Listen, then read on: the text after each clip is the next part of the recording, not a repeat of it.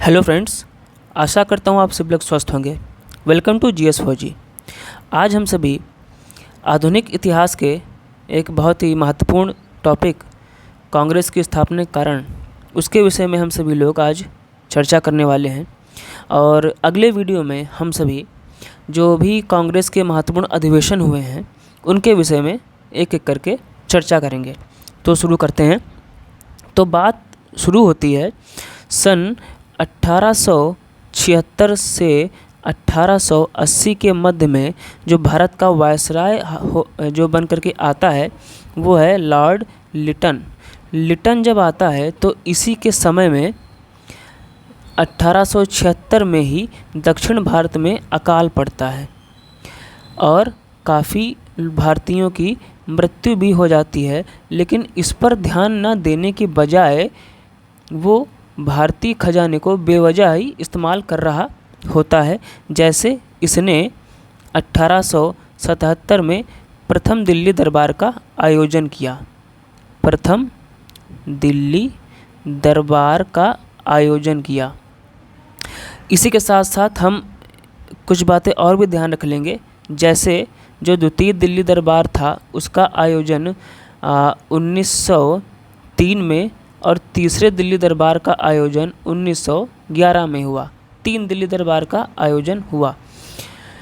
तो इसने प्रथम दिल्ली दरबार का आयोजन किया, खूब सारा पैसा खर्च किया और विक्टोरिया को भारत की साम्राज्ञी भी घोषित किया। उसके बाद इसने क्या किया कि 1888 से और 1878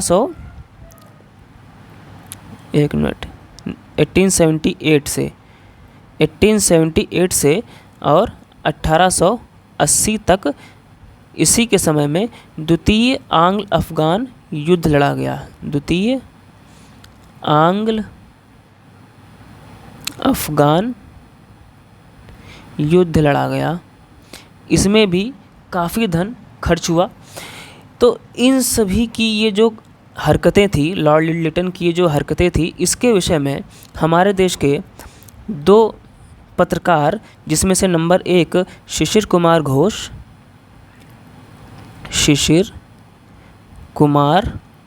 घोष, इनकी पत्रिका का नाम था अमृत बाजार पत्रिका। अमृत बाजार पत्रिका। और दूसरे थे ईश्वर चंद्र विद्यासागर।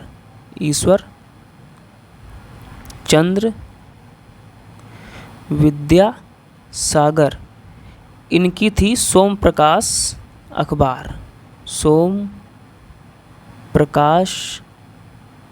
अखबार। इन दोनों लोगों ने अपनी पत्रिकाओं अखबार के माध्यम से लिटन के बारे में इनके कारनामे छापने शुरू किए। तो जब ऐसा इन्होंने किया तो लिटन ने क्या किया कि 1878 में ही वर्नाकुलर प्रेस एक्ट लाया। वर्नाकुलर प्रेस एक्ट लाया। इसके तहत क्या हुआ कि देशी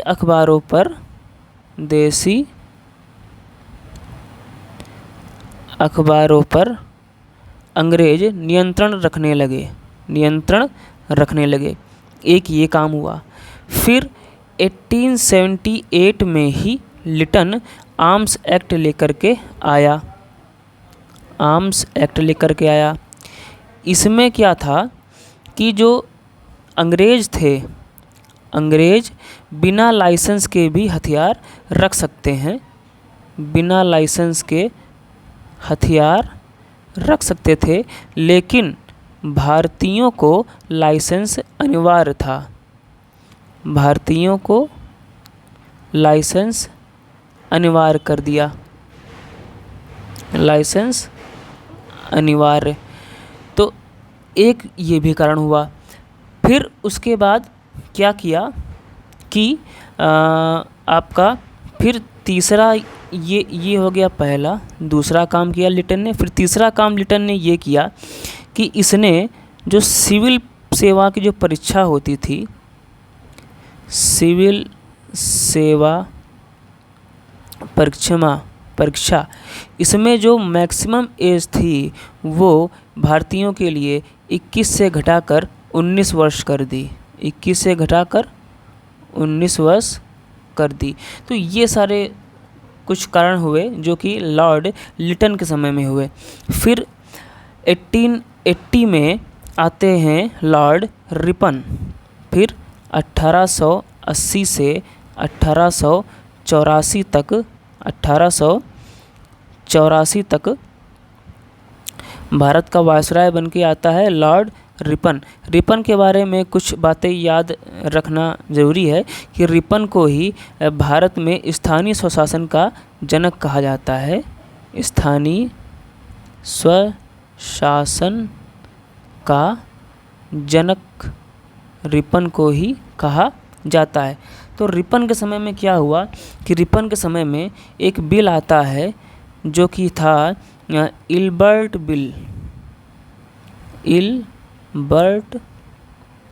बिल या इसे व्हाइट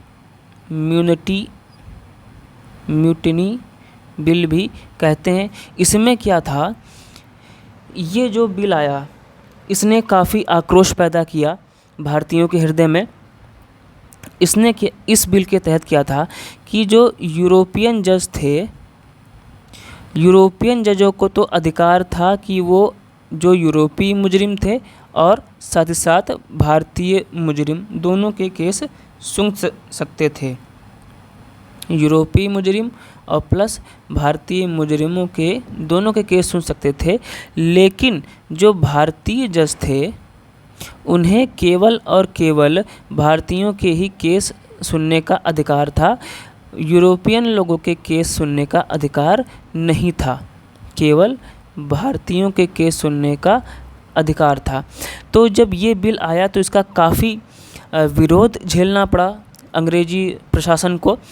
फिर उसी के बाद ये बिल आता है 1883 में, और फिर जब इसका काफ़ी विरोध हुआ तो यही बिल कुछ सुधरे हुए फॉर्म में दोबारा आता है 1884 में, और इसमें ये प्रावधान कर दिया गया कि अब जो भारतीय जज थे वो भी यूरोपीय और भारतीय दोनों के केस सुन सकते थे। लेकिन उसमें एक कंडीशन थी कि अगर यूरोपीय मुजरिम चाहे तो किसी नई जूरी मतलब यूरोपियन जूरी की मांग कर सकता था। यूरोपियन ज्यूरी की मांग कर सकता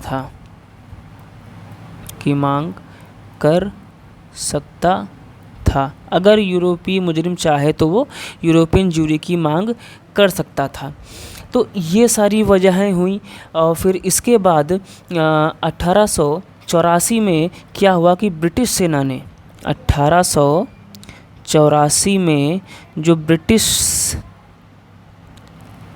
सेना मिस्र में तैनात की गई, मिस्र में तैनात कर जाती है, लेकिन किसके पैसे से? भारतीयों के पैसे से।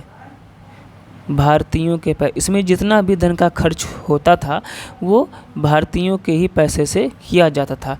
तो ये भी एक कारण था जिसकी वजह से भारतीयों में काफ़ी आक्रोश हुआ। फिर उसके बाद जो बहुत ही महत्वपूर्ण व्यक्ति आता है वो है लॉर्ड डफरिन। 1884 में ये भारत का वायसराय बन करके आता है। और ये जब आया ना भारत में तो इसने भारतीयों के गुस्से को भांप लिया था। तो इसने ये सोचा कि अब एक ऐसी संस्था की निर्माण करना आवश्यक है जो कि भारतीयों और अंग्रेजी प्रशासन के मध्य में मध्यस्थता स्थापित करे। एक ऐसी संस्था की आवश्यकता है जो कि भारतीयों और अंग्रेज़ों के मध्य में मध्यस्थता स्थापित करे। तो इन्हें याद आती है एओ ह्यूम साहब की। डफरिन को याद आते हैं एओ ह्यूम। अब ये क्यों याद आते हैं? देखिए, जो एओ ह्यूम थे ना वो रिटायर्ड सिविल सर्वेंट थे। ये रिटायर्ड सिविल सर्वेंट थे। इन्होंने एक बार किसी यूनिवर्सिटी में एक भाषण दिया था जिसमें इन्होंने ही एओ ह्यूम ने ही कहा था कि अपनी आवाज़ जो है अंग्रेज़ों तक या लंदन तक पहुंचाने के लिए भारतीयों को एक संस्था का निर्माण करना चाहिए। ये इन्होंने एक बार कहा था। तो वो बात कहीं ना कहीं डफरिन को याद थी, तो उसने एओ ह्यूम को याद किया। और एओ ह्यूम के बारे में कुछ जानकारी जान लेते हैं कि एओ ह्यूम को ही भारतीय पक्षी विज्ञान का जनक कहते हैं। भारत में पक्षी विज्ञान का जनक, भारत में पक्षी विज्ञान का जनक, और इन्हें ही हर्मिट ऑफ शिमला भी कहते हैं। हर्मिट ऑफ शिमला भी कहते हैं। ये रिटायरमेंट के बाद शिमला में रहा करते थे और इनका एक अखबार भी निकलता था। इनका एक अखबार भी निकलता था जो कि था पीपुल्स फ्रेंड। पीपुल्स फ्रेंड नाम का इनका अखबार भी निकलता था। तो डफरिन ने एओ ह्यूम को बुलाया और इनसे बोला कि आप जो है एक संस्था की स्थापना कीजिए। तो इन्होंने कांग्रेस की स्थापना करी। तो एओ ह्यूम को ही कांग्रेस के संस्थापक कहा जाता है। कांग्रेस के संस्थापक। तो अब अगर हम बात करें कांग्रेस की स्थापना, कांग्रेस की स्थापना के बारे में अगर हम लोग बात करें तो ये कब होता है? 1885 में। इस समय भारत का वायसराय कौन था? इस समय भारत का वायसराय कौन था? तो वो था लॉर्ड डफरिन। Lord Dufferin. और इस समय लंदन का पीएम कौन था? ब्रिटेन का पीएम कौन था? तो वो थे ग्लैड स्टोन। ग्लैड स्टोन ये पीएम थे। संस्थापक कौन हुआ?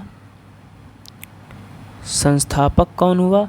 तो ये थे एओ ह्यूम। एओ ह्यूम। तो ये बातें हैं जो अभी और अगर हम लोग कांग्रेस की अधिवेशन के विषय में भी चर्चा कर ही लेते हैं आज। तो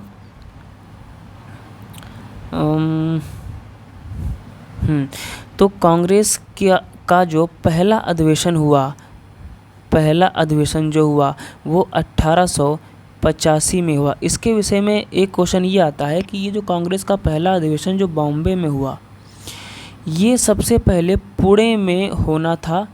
पुणे में होना था, लेकिन पुणे में प्लेग फैल जाने के कारण यहाँ ये नहीं हुआ, फिर ये बॉम्बे में हुआ। और इसका स्थान क्या था? स्थान था गोकुलदास, गोकुलदास तेजपाल संस्कृत विद्यालय, ग्वालिया टैंक मैदान, मुंबई। ग्वालिया टैंक मैदान, बॉम्बे, ये इसका स्थान था।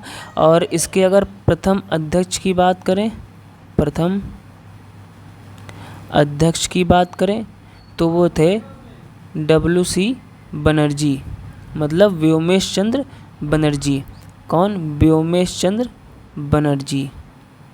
व्योमेश चंद्र बनर्जी इसके प्रथम अध्यक्ष थे। इसके अगर संस्थापक और सचिव की बात की जाए तो वो थे एओ ह्यूम। और कितने प्रतिनिधियों ने हिस्सा लिया? देखिए ये सारे प्रश्न पूछे गए हैं। कितने प्रतिनिधियों ने हिस्सा लिया? तो वो थे 73 प्रतिनिधियों ने हिस्सा लिया और सबसे अधिक बॉम्बे प्रेसिडेंसी से, सबसे अधिक बॉम्बे प्रेसिडेंसी से, सबसे अधिक बॉम्बे प्रेसिडेंसी से लोगों ने हिस्सा लिया। और प्रश्न ये भी पूछा जाता है कि प्रथम अधिवेशन का, जो प्रथम अधिवेशन हुआ, प्रथम अधिवेशन का स्वरूप क्या था? प्रथम अधिवेशन का स्वरूप क्या था? तो इसका स्वरूप अखिल भारतीय था, अखिल भारतीय था, अखिल भारतीय था। और एक क्वेश्चन ये भी पूछा जाता है कि जब कांग्रेस का गठन हुआ तो इसका नाम INU था, मतलब Indian national union, Indian national union था। लेकिन फिर दादा भाई नौरोजी के सलाह पर, दादा भाई नौरोजी के सलाह पर या इन्हीं के प्रयासों से इसका नाम INC कर दिया गया, Indian national Congress, Indian national Congress फिर इसका नाम कर दिया गया। तो आज हम लोग यहीं तक रखते हैं, और जो महत्वपूर्ण कांग्रेस के अधिवेशन है वो हम अगले वीडियो में चर्चा करेंगे। तो ये जितने भी मैंने पॉइंट लिखे हैं ना, ये सारे किसी ना किसी एग्ज़ाम में पूछे गए हैं। आप प्रीवियस ईयर के क्वेश्चन उठाइएगा और यहाँ से मिलाइएगा। और जो मैं अगला वीडियो में लेकर के आऊँगा वो कांग्रेस के महत्वपूर्ण अधिवेशन होंगे। अधिवेशन अगर बुक में पढ़ेंगे तो लगभग 40-45 के आसपास हैं, लेकिन मैं केवल 25-26 बताऊँगा जो कि बार बार रिपीट होते रहते हैं और वही पूछे जाते हैं, इसके अलावा कुछ नहीं पूछा जाते हैं। तो आज के लिए इतना ही रखते हैं और स्वस्थ रहिए, पढ़ते रहिए। थैंक यू, धन्यवाद, थैंक यू।